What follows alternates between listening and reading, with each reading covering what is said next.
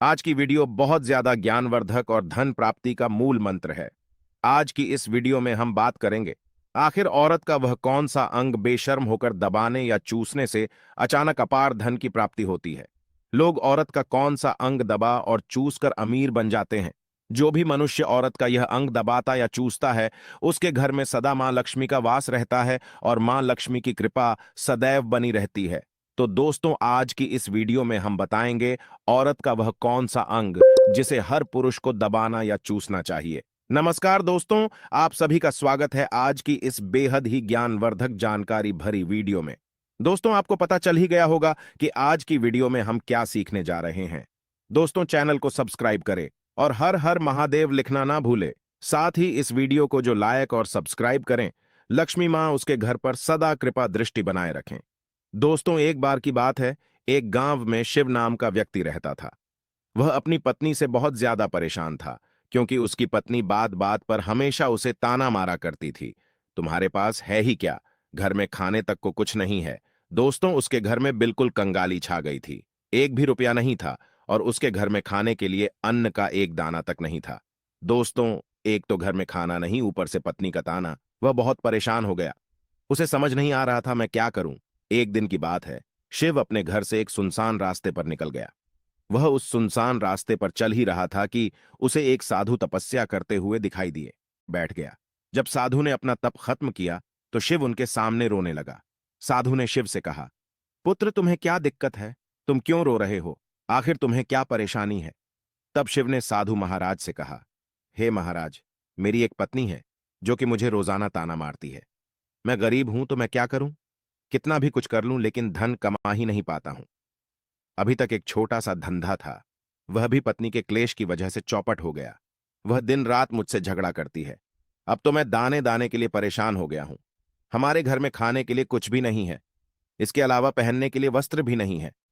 लेकिन मैं अपनी पत्नी को समझता हूं कि वह मुझे ताने ना मारे, मुझसे झगड़ा ना करे, लेकिन वह बिल्कुल भी नहीं मानती साधु जी। इसी वजह से मैं बहुत ज्यादा परेशान हूं। इसी वजह से मैं घर छोड़कर यहां आया हूं। वह साधु जी कहते हैं, रो मत बेटा, मैं तुम्हें यह काम बताने जा रहा हूं। तुम्हें औरत का सिर्फ यह अंग बेशर्म होकर कर दबा या चूस लेना है। अचानक तुम्हारे घर में धन की प्राप्ति हो जाएगी। तुम देखते ही देखते अमीर बन जाओगे। साधु जी कहते हैं, जो भी पुरुष औरतों का यह अंग दबाता या चूसता है उसके घर में कभी भी धन की कमी नहीं रहती है और ना ही उसके घर में लड़ाई होती है, या जो भी व्यापार करता है उसमें हमेशा तरक्की होती है। साधु जी ने कहा, अब मैं तुमको औरत का वह अंग बताने जा रहा हूं। इसे ध्यान से सुनना और अपने जीवन में इस पर जोर करना। तब शिव साधु जी महाराज की बातें बहुत गौर से सुनता है और कहता है, जितना जल्दी हो सके मुझे यह बता दो।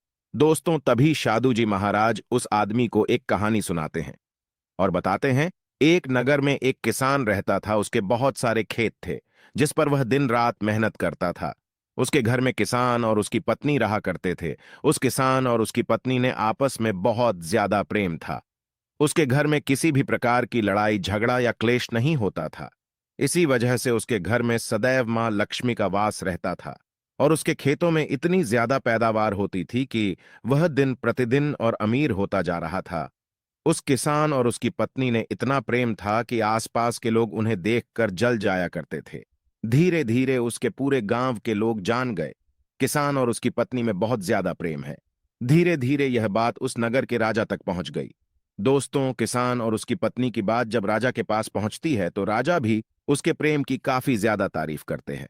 वह सभी से बताते हैं कि हमारे नगर में एक किसान और उसकी पत्नी रहते हैं जिनमें कभी भी लड़ाई झगड़े नहीं होते हैं।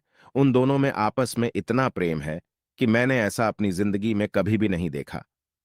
एक बार की बात है, राजा पूरे नगर में डिंडोरा पिटवाते हैं कि इस नगर में जितने भी लोग हैं वह सभी अपने घर में घी का दिया जलाएंगे। राजा की पत्नी पूछती है कि आप ऐसा क्यों कर रहे हैं? सबके घर में घी का दिया क्यों जलवा रहे हैं? राजा अपनी पत्नी की बात सुनकर कहते हैं, दीपक प्रेम की निशानी होता है। जिसके घर में घी का दीपक जलता है उसके घर में सदैव प्रेम बना रहता है। और मैं चाहता हूं कि जो प्रेम किसान और उसकी पत्नी के घर में है वह हमारे पूरे नगर में रहे पति और पत्नी के बीच। इसीलिए मैं हर घर में दीपक जलवाना चाहता हूं। दोस्तों, राजा के सैनिक जाते हैं और हर जगह नगर में ढोंढी पीट देते हैं और कहते हैं सभी के घर में रात भर घी का दीपक जलाना चाहिए। दोस्तों, राजा की बात मानकर सभी नगरवासी अपने घर में दीपक जला देते हैं। लेकिन जैसे ही आधी रात होती है, सभी के घर के दीपक बुझ जाते हैं, लेकिन किसान के घर का दीपक वैसे ही जलता रहता है। दोस्तों, दीपक हमेशा किसान की पत्नी जलाती थी, लेकिन उसकी बात वह हमेशा अपनी मनमानी करती थी।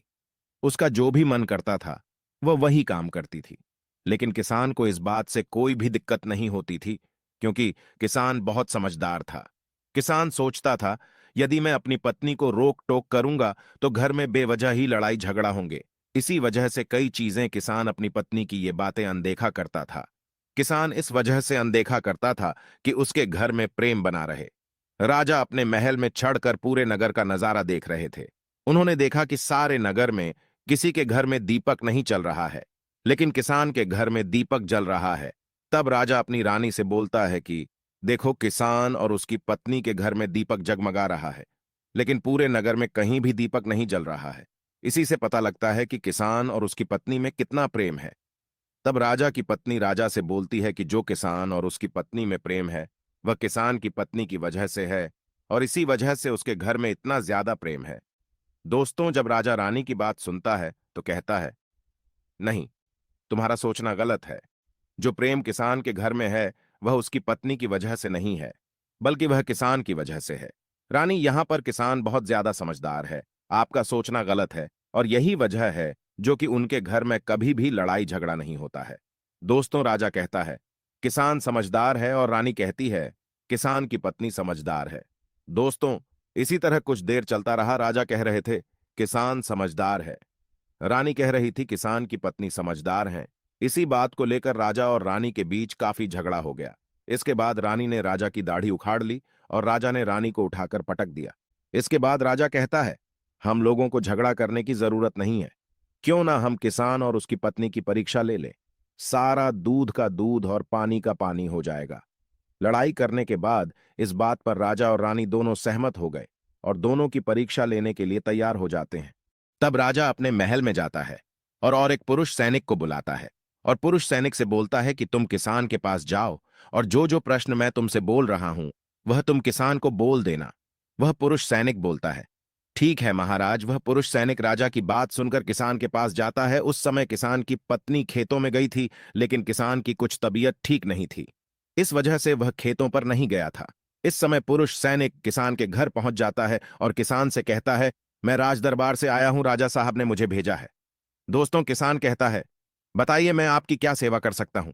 आप बैठ जाइए, मैं आपके लिए पानी लेकर आता हूं।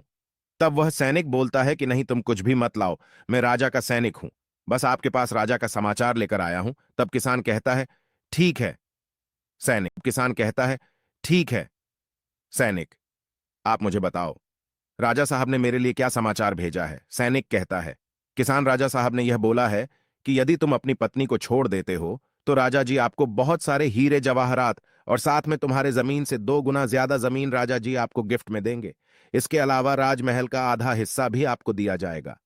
लेकिन जो किसान ने जवाब दिया वह सुनने लायक। हे किसान ने कहा, राजा जी अपना पूरा राजमहल मुझे क्यों ना दे दे, लेकिन मैं अपनी पत्नी को नहीं छोड़ूंगा। जाओ और अपने राजा से कह दो किसान ने ऐसा कहा है।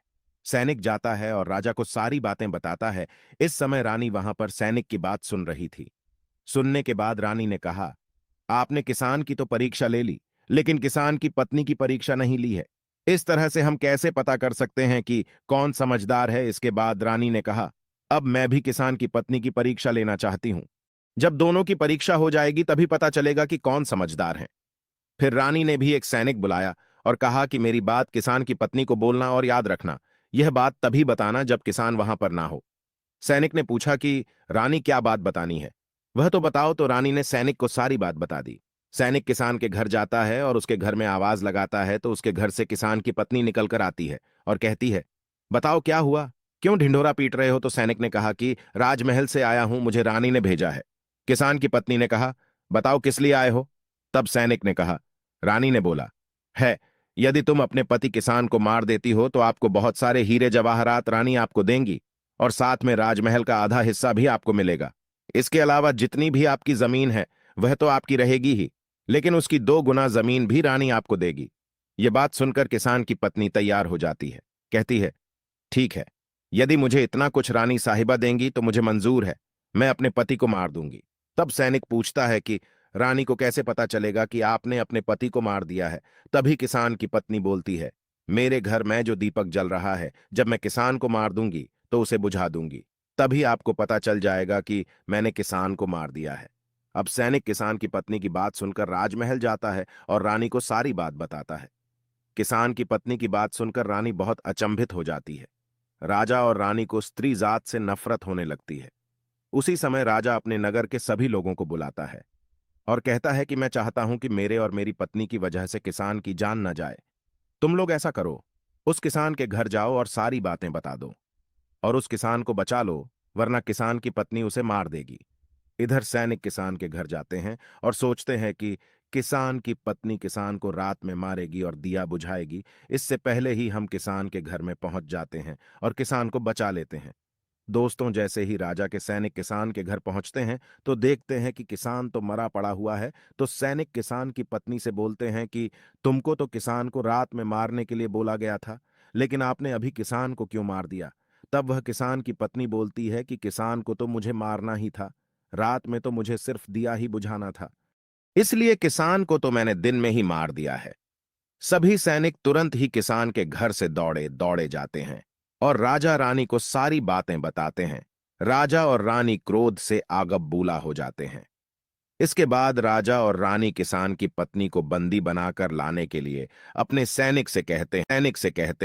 सैनिक जाते हैं, किसान की पत्नी को बंदी बनाकर ले आते हैं।